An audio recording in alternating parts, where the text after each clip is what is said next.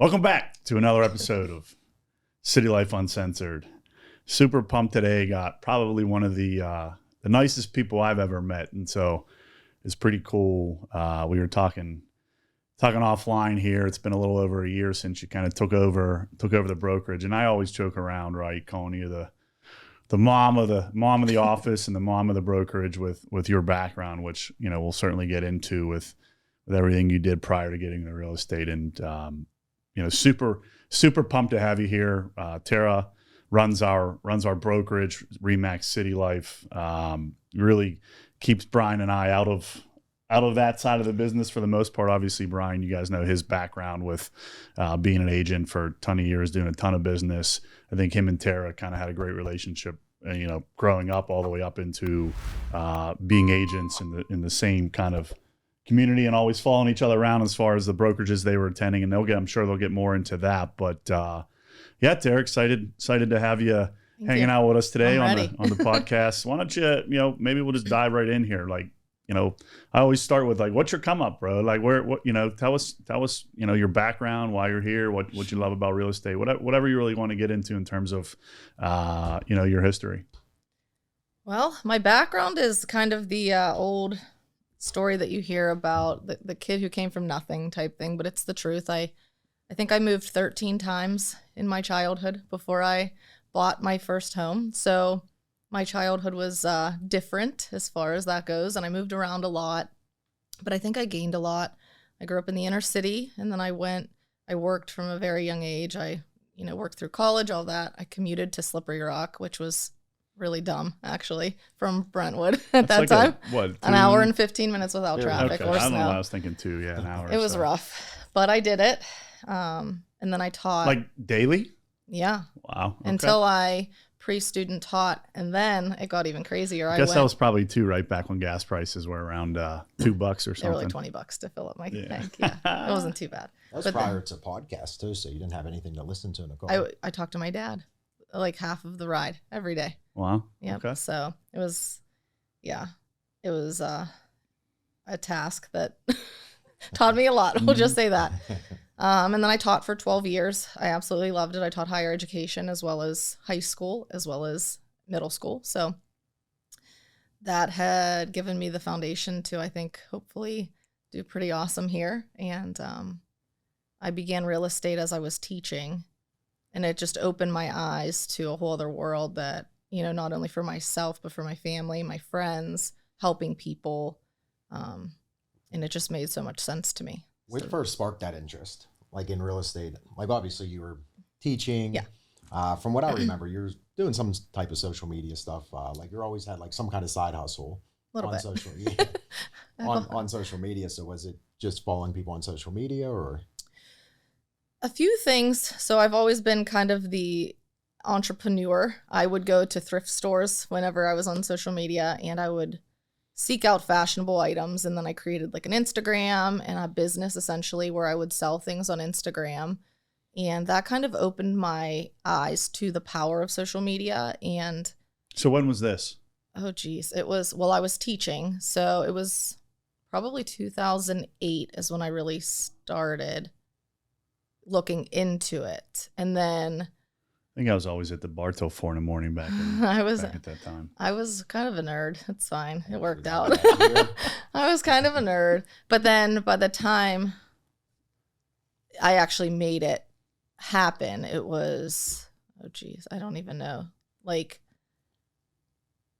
2017 is when I finally put it into action. And I went from Instagram and then onto an app called Poshmark. And I'll tell you what, that is a good business to be in if you need a side gig, because if you know fashion and, understanding what's popular at the time, it's what I thought was. Do you still do it? I do have a Poshmark, that I still buy and sell from. And it's not as active right now because I focused on everything else. But yeah, it's a side gig, so to say, that I've done for a long time, and I like it. And I actually buy a lot on there too, and it's called reposhing. So if I know something is popular and it's undervalued on somebody's account, you can buy it, but then reposh it and sell it for a better. So it's like wholesaling of clothing. That's awesome. And it's actually funny. I mean, you two are so much alike, but I mean, you used to sell watches online, didn't you? Smart watches. Yeah, they were smart. Back before watches were smart, right? They were actually, yeah. It was it was knockoff Apple watches. They were junk. Okay. Yeah. Child GPS watches, kids notepads, those sport wristbands, random ass shit. That's funny.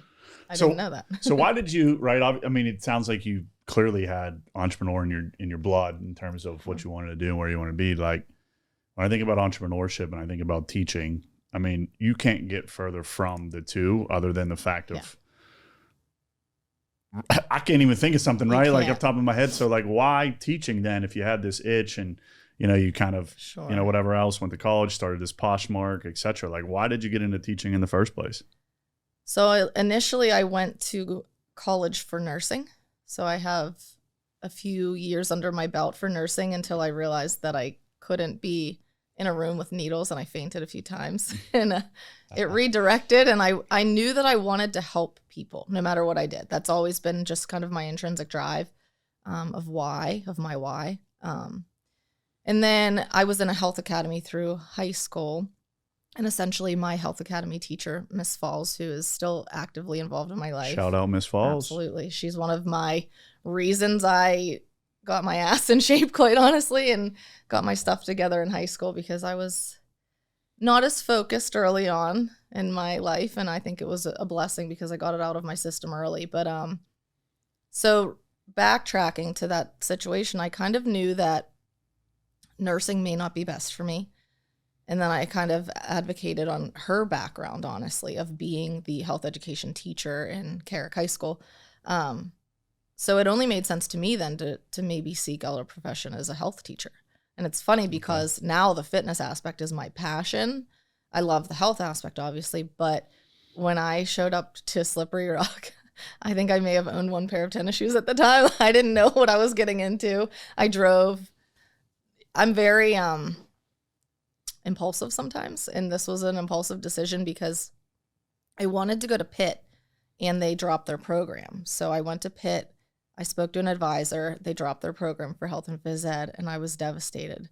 But I was determined to seek that goal. So essentially, I looked at the most reputable universities, and Slippery Rock was it. And I hadn't visited there at all. And my first visit there, I remember calling my dad, city girl, and I was like, oh no, Dad, there's cows here. What am I doing? And I'm driving down this windy road. Like, there's no street lights. I don't understand what happens when it gets dark. And I remember his chuckle, like, welcome to Slippery Rock, Tara. Like, this is not the city.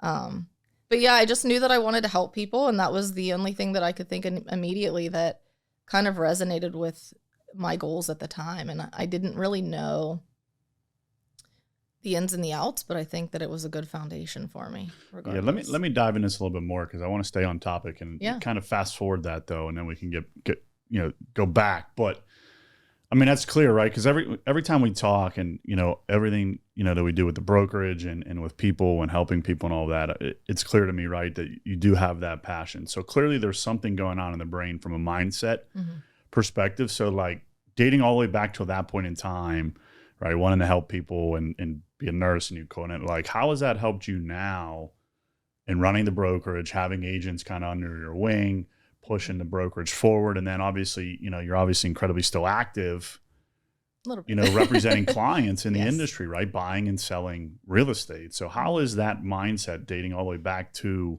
wanting to help people in health and phys ed and being wanting to be a nurse and health and phys ed, becoming a teacher for all those years to now where, it's totally different, but it's the same helping people. So what's that mindset like and why and how has that helped you today? I think the foundation of it is having patience and understanding, that we have to approach situations, differently no matter what, and always to kind of be that shoulder for people to lean on and never be judgmental, so to say. And also, it's the ultimate outcome of anything that we're doing, honestly, in our careers right now is that help factor. We're making such an impact on agents' lives and helping them set their families up for success and themselves up for success, financial freedom. We're creating businesses within our jobs as agents, which I think that's one thing within, Remax Citylife that sets us apart, because I always describe our brokerage as more of the middle school or high school version of a brokerage, where we're really at the step of the careers within the people that are under our wing, that are ready to branch out and spread their wings and, soar toward whatever goals they're creating, rather than focusing on a foundation of how to be an agent. So they've graduated, they're ready for the next step, and essentially just being able to guide people and understand them and learn them. It's a very, individualized approach, I think, because everybody, even within the brokerage, every client we deal with is also different, and being able to have that, honestly, like the psychological or mentorship approach, to be able to have them be able to trust you and understand that you're in it for their well-being, is pretty important. So you've got that mom mentality, right? The teacher mentality that comes into this, and, obviously partnered with our broker of record here, Brian, who has more of the entrepreneurial mindset and the idea of helping people, right? I equate to this all the time, and I still say it. One of the coolest things that drove me to wanting to be business partners with Brian was, on day one when we walked in and I started helping him consulting, he had on his board, he wants to help create 50 millionaires. And it's similar to kind of you. It's just a little bit different. You really want to help and mentor people along, right? And so, over to you, Bri, like, obviously that her mindset has attracted you to that because she's helping you do that. Like, how does that fit into the image and of the brokerage that you ultimately wanted whenever you said, hey, I'm an agent now, I want to become a broker, now I want to start a brokerage, got to find the right people to come in and run it, the right mentalities, and how has that transpired in that thinking, dating all the way back to, where you were just an agent and trying to create 50 millionaires? Yeah, I mean, it's like, as an agent, naturally you want to help. Like, being an entrepreneur, you want to create opportunities. Entrepreneurship is just creating opportunities, making stuff happen. Same time as you do want to help clients. Like, anytime you want to add value to somebody, whether it's a person that's in the brokerage, whether it's a buyer or seller, you want to add value. So whenever I started going down the path of wanting to be a broker, wanting to own a brokerage, I wanted good agents that actually kind of already were moving in the right direction. Like, I did want to mentor people. I did want to help people that just started out. But I also wanted to really help people that are already kind of figured it out, but still needed to figure it out more, just to give them more ideas, kind of share what I've learned with a lot of trial and error, a lot of expenses, like out of my pocket for marketing, a lot of time wasted, a lot of lack of delegation, all that stuff. So, but yeah, no, I think with Tara, I think we both saw the same thing. Whenever Tara, you were full-time now for about a year, fully basically running the brokerage, me still as broker of record, still helping out there, still answering some questions, still chatting with agents and doing that. But you're really there on a day-to-day. You're really there in their corner. You're really at events with them. You're constantly communicating, constantly sharing ideas, constantly bringing stuff back from me and Casey back down in. So no, I think with Tara, we saw that, because you had years of teaching, you had that compassion, and you really cared about your business too. Like, you always promoted on social media. You can tell that was a passion of yours, and you were kind of stuck in this job over there too. That was a good job. Then it was like, we knew you would crush it. So I think you're such a perfect fit. It was like instant whenever we made that call and called you, said, hey, let's make this happen. I know you're starting school in a couple of days. A week and a half. Yeah, right. So No pressure. Funny story. It was, whatever that was, it was, and I don't even remember how ultimately, maybe you do, how I think you came to me. I don't know. We were struggling with what we wanted to do with the brokerage ultimately, because we were running a wide business and we weren't sure. And we said, hey, we really need to figure something out here with the brokerage, because we're not putting enough time and effort into making this a fantastic brokerage. And so we struggled for a little bit. And I think you came up, ultimately you called me, I think, we're like, hey, I have an idea. Yeah. And it was like a week before school started, right? Like, yeah. And so we had to move incredibly quick, and it was like literally a light bulb went off. Mm-hmm. And I don't even remember exactly what happened, but probably called you in and said, hey. I do. No. Well, tell us the story. Let's go. Let me hear it, because I'm trying to remember back. It's even more funny in a way, or ironic, because I had shared the position, like the posting that was put on Facebook, not thinking anything of it. I just Okay, so we had Post-it. We had it out You there. had to post it, yeah. Posted. And I shared it, and it was a Friday. I just pulled into my driveway, and Brian called, and he's like, "I have a question."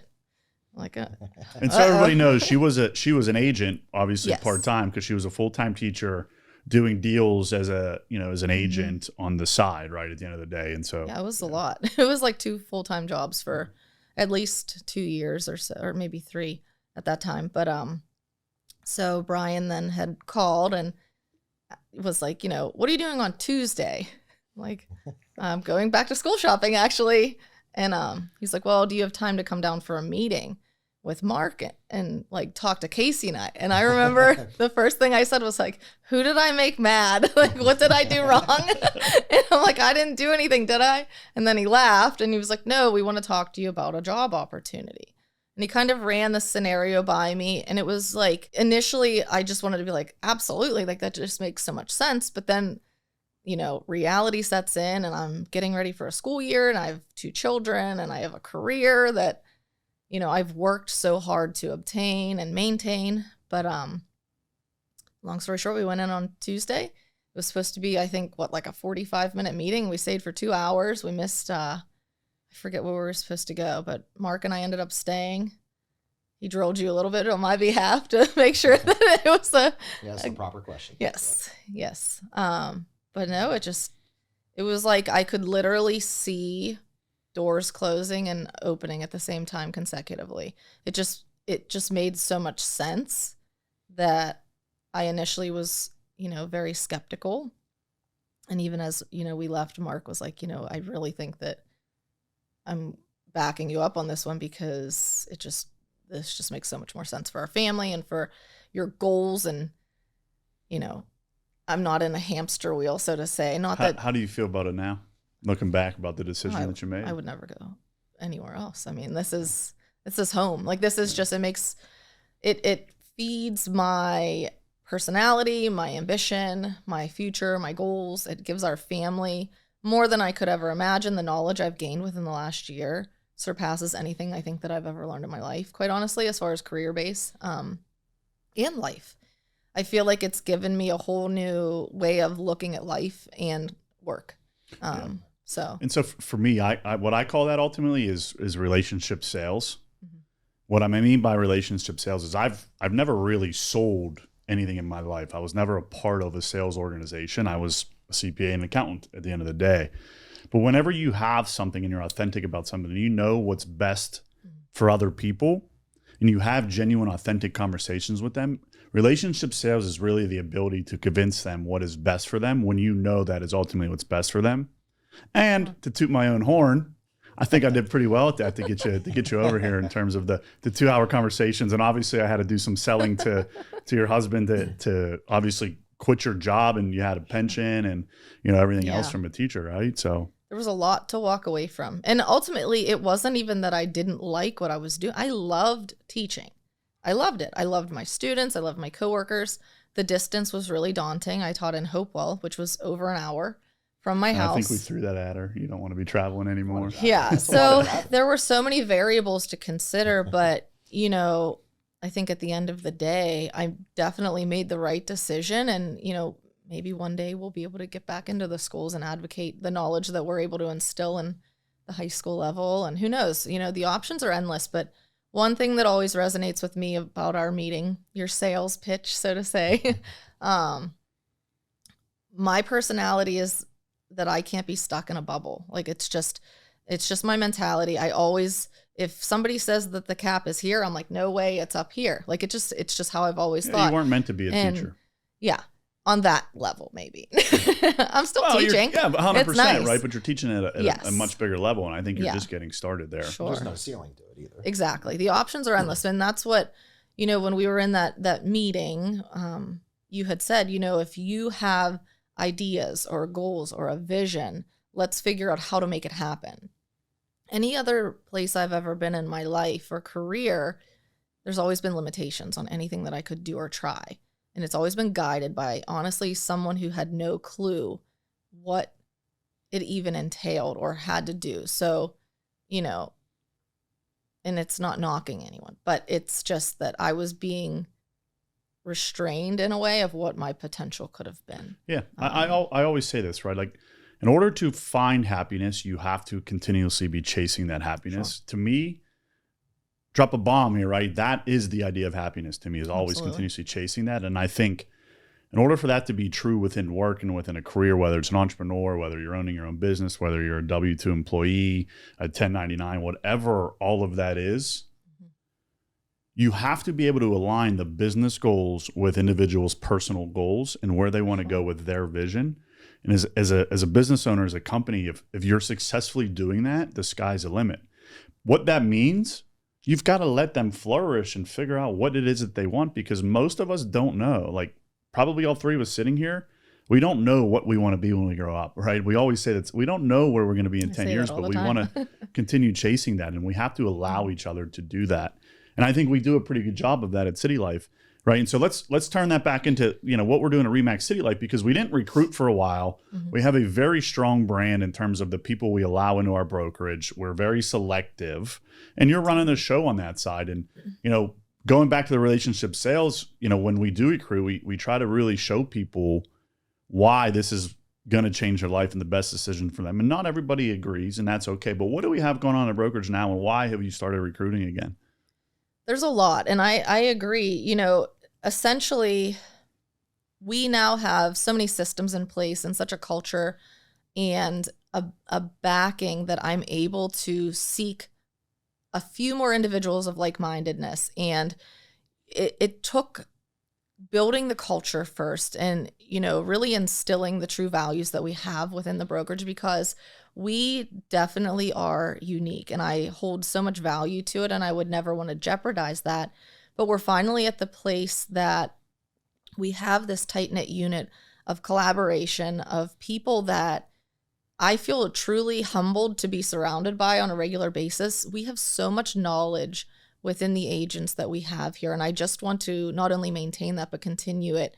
And now, though, we're at the point where we can add a few more people of like-mindedness who want to be surrounded by, people that are just for everybody, and everybody wants to have everyone lift each other up.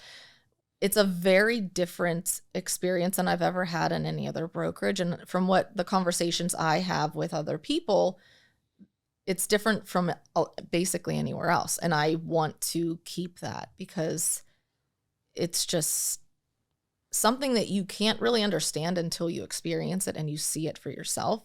So when I have conversations with potential agents that I see it in them, I see that they could be a potential asset to us and us an asset to them. Creating win-win situations, right? Absolutely. Yeah. It's hard to explain it on paper or in a discussion. And a lot of the times I 100% encourage them to come be around us. We're going out next Friday because we want to be together, because we want to have our families around each other, and we want to just be surrounded by one another on a regular basis. We have what I think is, when we opened the chat group, I honestly was hesitant, but it was my way to keep us all connected in a way that if someone is on one side of the city but has a question, they feel that they can have an immediate support group, or just to say hi or to get together. They wanted to go to Topgolf one day, whatever. So it's really nice to have that unit of people that are literally genuine with one another. But essentially, as far as the recruiting aspect, I kind of go about it the opposite way, where I feel like it's me weeding through characteristics of people that I've had experiences with or had collaboration with, and then knowing who would really work well here and who we could really add value to and who's ready for, kind of our environment, so to say. I know you've brought on a few more people recently. We've been having a lot of conversations.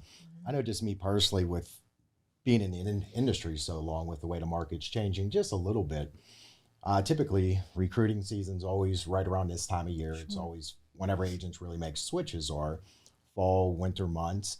But I feel like, and correct me if I'm wrong, people are way more open to making changes this time of year, being that the market has shifted a little bit. Sales are down just a tad. commissions are changing because it's not as easy as it was for the last few years. It's getting a little bit harder. Listings are staying online a little bit longer. I would imagine, are you seeing that it's becoming a little bit easier, or there's more people willing to have that conversation right now than in previous years? Yes. It goes in waves, honestly. But essentially, yes. And I do think that the conversations that I'm having with people now also stem back to the fact that I hope that it's understood throughout the community of, all the realtors across Pittsburgh that I'm very genuine when I approach somebody. It's not me being a crazy stalker recruiter, because quite honestly, what I gain from people being here, obviously, is the people. Like, that's what I gain. And I want good people the around relationship. us. Yeah. And so it's a very organic situation, as opposed to me trying to say, I have to get 17 new people here and I don't care what their, mentality is or what they're here for. It's I guess, though, that's not entirely true, considering we did give you a little bit some goals. Yeah, but I'm like a stickler. I'll meet the goals within the ethical parameters that meet our agents. 100%. You still want people to add value. Like, sure. Other agents, if you have agents around, you want agents that want to push other agents and just basically be around people that are doing transactions. Yes. That motivates other people to do transactions. If you're in a room full of people where everybody in that room is only doing 1 or 2 transactions, you're only going to do what's around you for the most part. Sure. Some people are going to really excel, but if you put people in a room that might be doing 1 to 3 transactions in a room of everybody in there is doing 20, that person doing 3, depending on their life situation, is likely going to do at least 10 the next year. Absolutely. Or 20 the next year. So Absolutely. Having still somebody else that can mesh well culturally, but is looking to grow, is looking to expand, yes, and really start taking those next steps of how to hire your first admin. What does that even look like, having an admin? What does that look like outsourcing transaction management so you free up more time to do showings? What does that look like buying leads and actually managing those leads and going out on the appointments correctly, or having somebody else do showings so you can spend time at home with your family at night? Sure. So that's really, those type of agents are the ones that I feel have been meshing the most, where they're like ready to take that next step, that next commitment, really grow their business, not really learn about your real basic paperwork. And sure. That's what I've noticed, the agents you've been bringing in. Yeah. And it's great. It's like a domino effect, honestly. That's the best way that I can kind of envision it. It's like, as we bring more solid people on to add to the solid people we have, everybody just really feeds off of one another. And even the last few that we brought over, everyone just has so much unique knowledge and experience that it's really neat to see how everyone collaborates ongoingly. And, just having everyone in the room together or in the chat together, the topics and the content and the knowledge that's gained ongoingly is really cool. And I agree, surrounding yourself with the people in our brokerage is just going to not, number one, make you want to do better, but give you the actual tools. Like, we lay the foundation for whatever it is those goals are. Whenever we have goal setting meetings, when I sit down with the agents and have the goal setting meetings and map out what their ideal scenario is. It might be building a team. It might be more freedom. It might be this, that, or the other, but it's really kind of getting down to what will make most sense to get them there and continue to feed into their business and make it worthwhile. And another thing that I know sets us apart is, and it's clear because it stems back to, honestly, you two, not to toot your horns, but honk honk. You could toot my horn all you want. Honk. But Stacey loves his horn tooted. Okay, go Listen, ahead. my head's pretty big. We can make it bigger. I'm all right with that. Your head's gonna hit the ceiling. But I think it's a testament to the fact that our whole company is people oriented. Obviously, we have the 10 for 10. I mean, we're setting people up for future wealth and well-being and success. Ultimately, it's not just giving them more money for their commissions, which is a great asset, obviously, but it's also showing them how to look out for their future well-being, set their families up. And there's just so much other content and knowledge that you literally can't find anywhere else. Within Remax Citylife, you have Citylife that to have the resources of City Life within a brokerage reach, I mean, I don't want to. Right. Quick plug there. I'll throw it out there for you. I don't want to sound arrogant. I'll put in a quick bow, right? 10 for 10 program. Fantastic program. If you're an agent listening to this, obviously reach out to Tara first and foremost, because I also agree with her and everything. The 10 for 10 program is amazing. Everything else that we offer at City Life from the investment side and everything that we've done, certainly fantastic, right? So that's the plug. Reach out to us, certainly. But transitioning a little bit here, right, Tara, like, you know, it's been a little bit over a year since you've really dove into real estate full time. Give us some of the problems and challenges and, you know, regrets. Give us some of the negative, bro. Like what's sucked at the end of the day for you since you've transitioned, and how have you fought through that? No regrets. With an A. That's mine. I'm kind of funny sometimes. No. What? What was the joke you sent? You sent a joke in an email yesterday. I was like, "Fuck, Tara, what are you doing?" What was Just that? call me Swiss because I'm cheesy. No, I don't you know. say that a lot. No, it was at the inspection on Briarly. Oh, yeah, about me being a T. The former teacher in me approves of this passing score. We passed the test. Yeah, we passed the test. That's okay. I'll still have mom jokes. It's I fine. didn't open it. I saw it. Yeah, he didn't read it. Yeah, it was an inspection. Brian's like, I'm sure it's great. I'm like, oh. Yeah, we passed the test. Like, I'm sure it's great. No, Mikey was like, because it was, you know, it was a reno job. Mikey was like, woo, or whatever. It was pretty funny. I love it. No, but anyways, yeah, give us some of the negative, right? Or not the negative, but rather the challenges, struggles, regrets, anything you have there since you've been in this thing a little over a year now. And, you know, obviously you've gone through a lot because it was life-changing for you. 10, 11 years as a teacher, boom, all of a sudden now you're thrusted into this full-time real estate. It had to be tough. It was a learning experience. I think one of the biggest... This is uncensored. You can say what you want. Don't have to spin it for us. Well, if I delve too far in, I might... No, I'm kidding.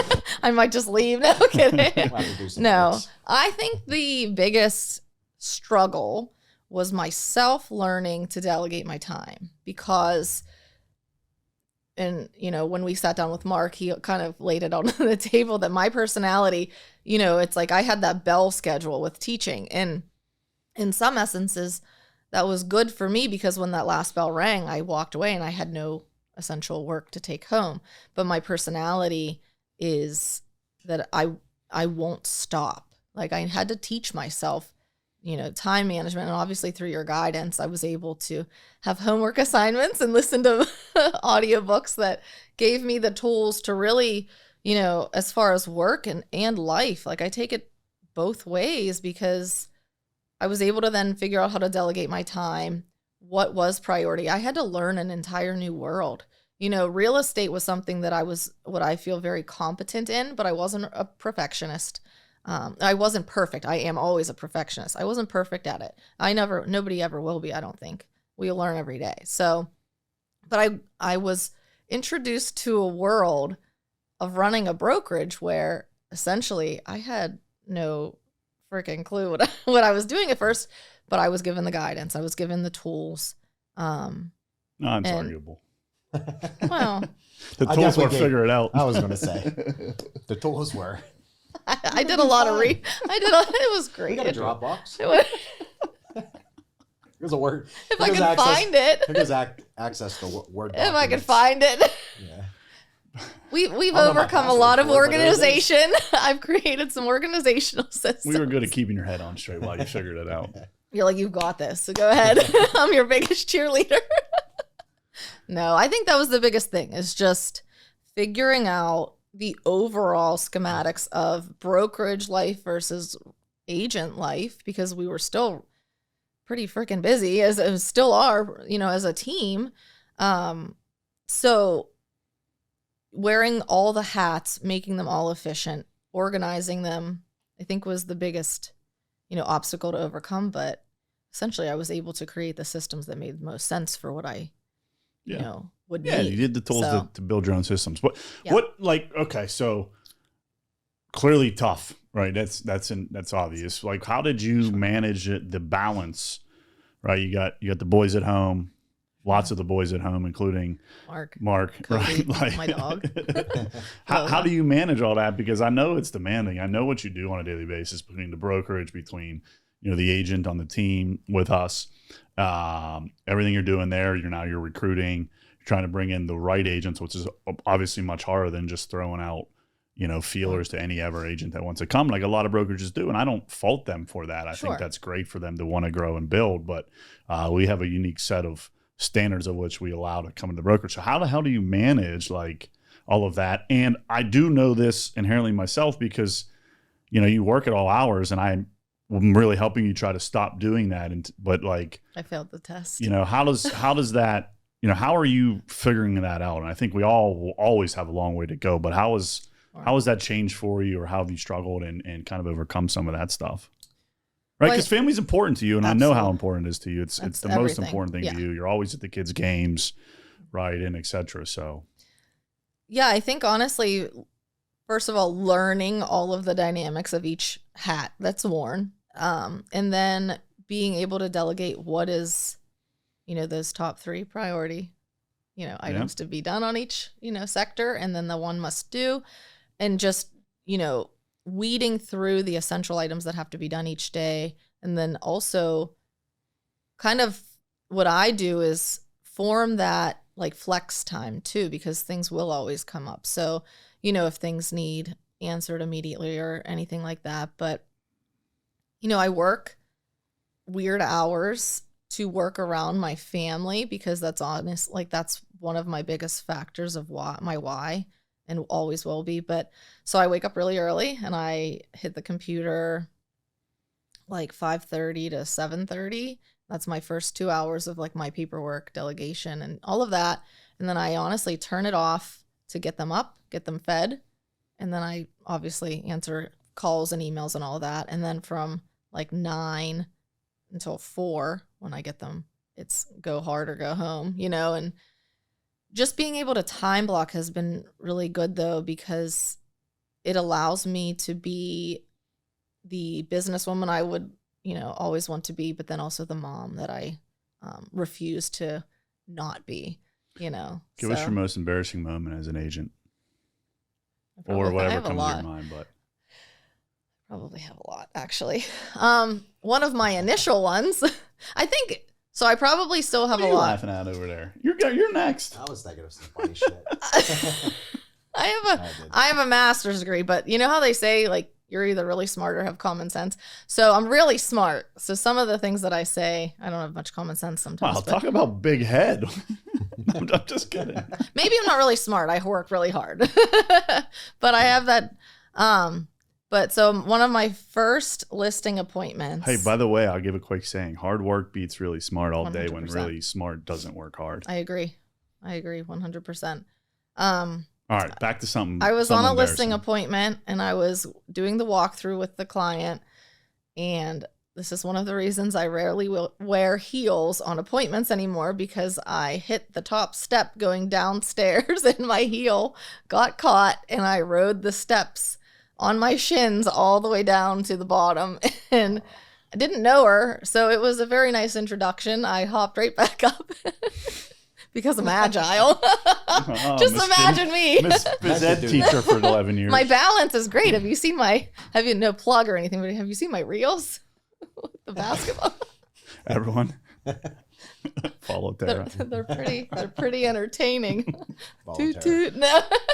No, but yeah, that was pretty bad. And I thought she was going to call 911 thinking that I broke my neck, but I was fine. So did you have some scuffed up knees? I had pants. I didn't wear, so thank God I didn't. But yeah, I think it did wear down my pants. Yeah. What are you, Mr. Laughing over there? You got something for us? There's tons. Some I won't say because it might get me in trouble, but there's a couple. I actually I took a big dump before an open house at a Dan Constantino's flip. I used like the game room, like bathroom. I don't think the toilet flushed or something, whatever it was. I got it to flush, but it stunk the entire time down in the basement. I don't even know if I told him that. Did it sell? Yeah, it was a nice flip. I knew it was going to sell anyway. Sold. But yeah, I locked sellers out of a house too. So I went there. They were home. So I used the lockbox key. They were like, they didn't realize, I guess they didn't miss the call that there was an appointment. So they were like, hey, we'll just go out. They didn't take their keys. They just went out for a walk around the block. I left the house and turned the key knob and shut the door behind me before I put it back in a lockbox or anything. But either way, I locked them out of the house. I think we need to get the producers of this stuff. You know, Brian, you're our producer, so you need to make a short reel of yourself talking about and tag Dan in it of taking a dump in his flip space. Nah, if it didn't sell, I'd be upset, but he'll get over it. Yeah, Dan probably took a dump in that same basement. If he hears me. What where you see yourself in 5 years, Tara? Options are limitless. I know I want the biggest Poshmark seller there is. Nah. I'm debating, quite honestly. My goals are being formed daily here. Obviously, to have let's rewind. To have the most valuable brokerages there are. And I think that ours honestly already is because of who we have and what we offer and just the community that we have. But additionally, I'd like to really focus on future stability. I don't like the word wealth. I like stability. But for my family, figuring out what works best for myself and my family to have that residual income so that if I wanted to take a vacation and, not answer my phone for a day, that it's okay, because that's one thing that I think we all in this industry, it's something that is just, it is what it is. It's almost like being a movie star and not expecting paparazzi to follow you. So, it's not that I don't love it, but I also would like unplugged time, Mm-hmm. So that's, I think, a big goal. As far as where I see myself, I mean, honestly, I trust in your guidance with both of you of where, you think my strengths are within the company and brokerage, but then definitely the entrepreneur in me wants to adventure out either into creating a portfolio for myself, investing more, doing flips versus buy and holds. So I haven't really mapped out, but I have a lot of things in my mind to kind of figure out. Not to plug anything, right? But I think you're at the right brokerage and the right company in terms of wanting to get into the investment side of space. I think we offer something that pretty much no other brokerage could offer when it comes to the investment side. So I'm excited to see that for your future. And thank you. We talked about at the very beginning. To that point, right? We don't know where we want to go, so let's continue to chase our happiness. Right, I like to always end sort of with a give advice. Like, what's the best advice you can give right now to everybody that's listening? No goal is a bad goal. Map it out and work toward it. And even if you have setbacks, keep going. And then surround yourself with people who have expertise in that end result. So know what you want. Surround yourself with people that will get you there, and work your ass off to get it. So I love that. Where can people find you? How can I get a hold of you? I'll give them my address out. It's like it's on the internet. No, you just moved, but no. What's your you brought up the reels earlier. What's your Instagram handle? You got it's whatever. How Tara they get a hold of you _Sill. So Tara_Sill. SILL, like a window. Tara makes some great corny reels, so get out there, follow her on Instagram. They're really cool. Just like the mom. Because the jokes. Hey, listen, appreciate having you on here, Tara. Absolutely. As always, love what you're doing for our brokerage. Love what you're doing. More importantly, for the agents in the brokerage. I think you talk to any of them, they just say how fantastic you're doing, really changing their lives, changing our lives, changing all of City Life's lives for the better, changing the community that we're living in. Incredible stuff. Appreciate you. Thank you. I appreciate you guys. Yeah, that's it for another episode of City Life Uncensored. Appreciate you having us. Talk soon.